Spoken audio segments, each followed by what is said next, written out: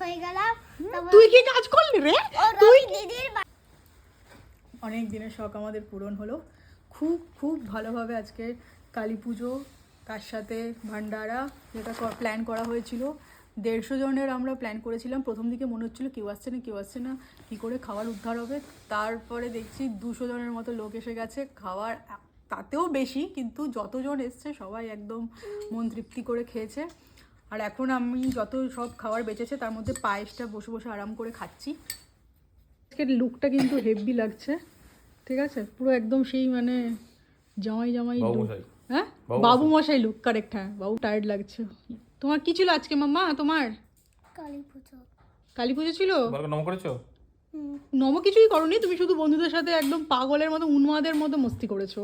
হ্যাঁ, তো আমি মুক্তি করেছি, তারা আমি অনেক ফাইনালি তো আমি থেকে গেলাম, সব কাজ হয়ে গেলাম। তুই কি কাজ করলি রে?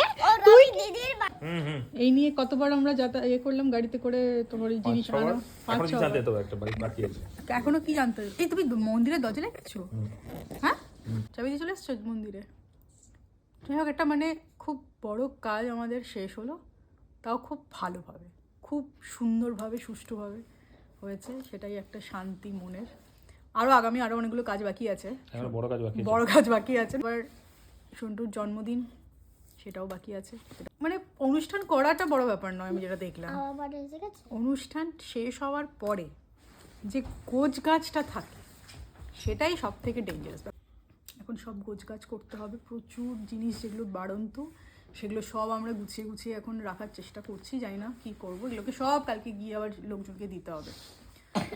আর কি বলবো।